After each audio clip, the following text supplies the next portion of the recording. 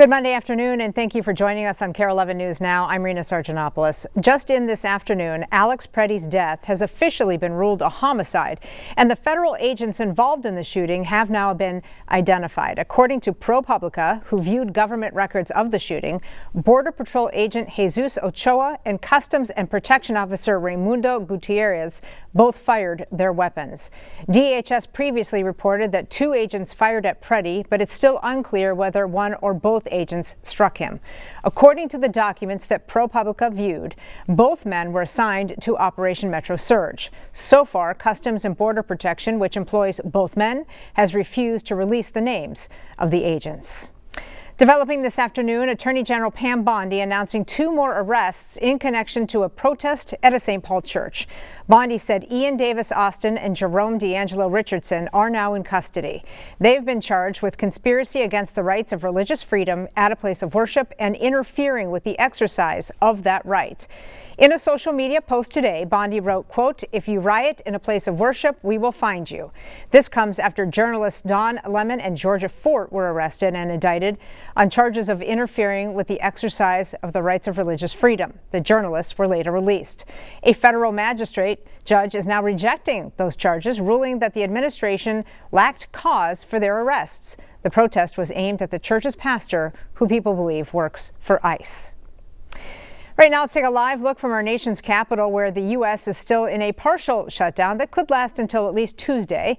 Just hours before the deadline on Friday night, the Senate reached an agreement on a funding bill. It's now up to the House to vote on the matter. The Senate passed a package that funds most of the government, except for the Department of Homeland Security. Because they modified our package, they've sent it over a little differently, which means we've got to address the bills again. So they're going to separate the Department of Homeland Security bill. Our intention is by Tuesday to fund all agencies of the federal government except for that one, and then we'll have 2 weeks of good faith negotiations to figure it out. In the last few hours, demonstrators called on new Target CEO Michael Fidelki to publicly oppose the presence of ICE and Border Control here in Minnesota. The group gathered outside of the corporation's headquarters in downtown Minneapolis. They're also asking Target leadership to post signage denying entrance to ICE agents without a signed judicial warrant. So far, Target has not issued a response to the protests or the demonstrators' requests. A local Lutheran pastor said recent ICE activity near his church is having a major impact on the families in their congregation. Corporations like Target have been accumulating power and asking for more, to have an influence in our communities and in our country. We are asking them to show the same level of courage that neighbors are showing every day who are answering this call to love neighbor. There have been a number of ICE detainments inside and around Target locations during Operation Metro Surge. A source familiar with the matter says Target does not have any formal cooperative agreements with ICE. Today, Columbia Heights public schools are closed after police say the district received a bomb threat at multiple schools. School leaders posted this message on Facebook, saying the decision comes out of an abundance of caution. The Columbia Heights Police Department says the threat came in early this morning. Officers have searched the schools and did not find anything. Classes are expected to be back on tomorrow. 5-year-old Liam Conejo Ramos and his father are now back in Minnesota after a judge ordered for them to be released from an immigration detention center in Texas. We obtained video from the office of a Texas representative of Liam and his father as they left the Dilley Immigration Processing Center Saturday night. Raya Katene has the latest on their journey home.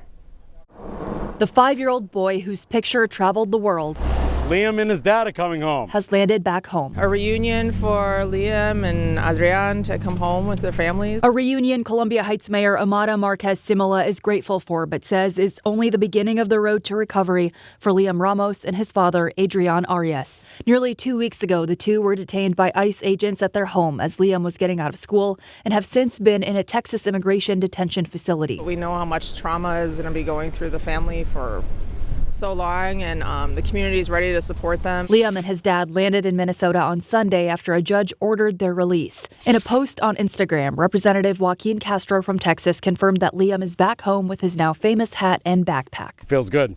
It feels really good. We need a lot of hope around here right now. Ed Higgins is a neighbor who calls himself a constitutional observer, observing and documenting federal agents as they operate in his Columbia Heights neighborhood. We've been terrorized 14 hours a day for 5 weeks straight, and we just want to live. In a statement, the Columbia Heights Public School District says, quote, Liam's release is an important development, and we hope it will lead to positive developments for other families as well, including our other 4 students who are being held at the Dilley facility in Texas. We're just happy to have him home, but we have so many people who have been taken. As Liam and his family get reunited, Mayor Simula hopes this reunion is just the first of many. We're not done until our families come home. The family's attorney says they entered the U.S. in 2024 through a port of entry and have been following the legal process for seeking asylum. We've reached out to the Department of Homeland Security but have not heard back. DHS claims Adrian Arias fled as federal agents arrested him, saying he abandoned Liam. They say they tried to give Liam to his mom, but she refused. The chair of the Columbia Heights School Board, who was there at the time, says Liam's dad was pulled from the car by agents and his mom was inside the home and told not to open the door. Meanwhile, the Department of Homeland Security says it is ceasing all movement in the facility where Liam and his father were held because of 2 active measles cases. In a statement, a DHS spokesperson said anyone in contact with those patients at the Dilley Immigration Processing Center is now quarantining and that medical staff are monitoring the situation. Now, throughout this immigration crackdown in Minnesota, you've likely seen moments like this: federal agents taking photos of people that they've stopped.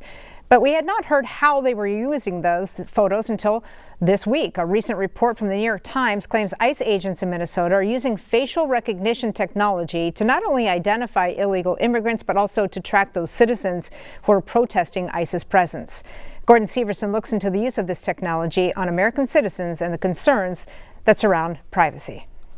It was not surprising. While some may be surprised to hear federal agents may be using facial recognition technology in the field, U of M law professor Francis Shen is not, because he experienced it firsthand when he recently went to a protest to observe the crowd. And as I'm standing there, one of the ICE officials has his little mobile camera, and he's videotaping us. Shen assumes that camera was likely using facial recognition technology, collecting facial images from the crowd and cross-referencing that information against pictures and information on the internet. From a law perspective, Shen says it's a gray area. Their argument is it's public data. We didn't hack into anyone's account. This is public. Somebody posted it. But the key distinction is that when someone makes their data public, they don't necessarily give consent for that data to be used by the government in surveillance. We reached out to the Department of Homeland Security to see how the agency and their partner Clearview AI is capturing and using this data. We have not heard back from DHS or the company at this time, but we did find a public notice from DHS a year ago regarding facial recognition technology and how at that time it was only being used at airports and border crossings and for investigations into child exploitation. It doesn't mention anything about being used in the field. But again, that was a year ago, and a lot has changed since then. The use of it itself is not surprising. Michael Rosen is a security expert who has clients like the Mall of America, which is currently using facial recognition technology to look for criminals and people who have been kicked out of the mall. A number of our clients have experienced tremendous value from it. So he argues the problem isn't with the technology, it's with how it's being used. It's about how it's deployed, against whom it's deployed, and what is the oversight. In a statement, the ACLU of Minnesota argues federal agents using facial recognition technology in the field is a violation of the First and Fourth Amendments. We're also hearing from lawmakers who are concerned about privacy and what they want, which is more information, which explains how this technology is being used. Happening today, a trial against the woman accused of assaulting ICE agents during a raid this past summer. Isabel Lopez is facing several assault charges as well as 1 count of obstruction of justice. It all stems from a raid back in June that drew more than 100 protesters on Lake Street. Officials say the raid was part of a drug trafficking investigation. However, many neighbors believed ICE was targeting an immigrant-owned business. Lopez faces up to 8 years in prison if convicted. Today, Cody Forencamp is returning to court for a retrial. He's accused of killing star student athlete Deshaun Hill nearly 4 years ago. The retrial comes after a legal battle that has been going on for more than a year. At the center of it, a video interrogation of Cody Forencamp, where he changes his story and places himself near Deshaun Hill's murder scene. That video was considered instrumental in securing Forencamp's first conviction in 2023. But the Court of Appeals tossed that conviction the following year after Forencamp's legal team argued the taped interrogation was illegally obtained. Hennepin County prosecutors appealed, asking the Minnesota Supreme Court to use the interview as evidence in the retrial. But in December, the Supreme Court declined to review the state's appeal, paving the way for the retrial to take place without that video. There is a lot of legal maneuvering here, and back in August, Deshaun Hill's family described it as exhausting. I'm hurt. I'm trying to grieve. He's playing with my family. He's playing with us. He just needs to go sit down, do his time. He know he killed them. And just go to jail. Do your 40 years. New details this afternoon in the urgent search for Today Show host Savannah Guthrie's mother. Police say 84-year-old Nancy Guthrie was last seen Saturday night at her home in Tucson, Arizona. In the last few hours, we heard more from the sheriff who is investigating. He says it does not look like Nancy left her home on her own. The sheriff's office says homicide detectives are now involved. As I said yesterday, we saw some things at the home that were concerning to us. We believe now, after we process that crime scene, that we do in fact have a crime scene, that we do in fact have a crime, and we're asking the community's help. In a statement, Savannah Guthrie wrote, quote, "Our focus remains on the safe return of our dear mom." Stick with us. More news and weather coming up after the break.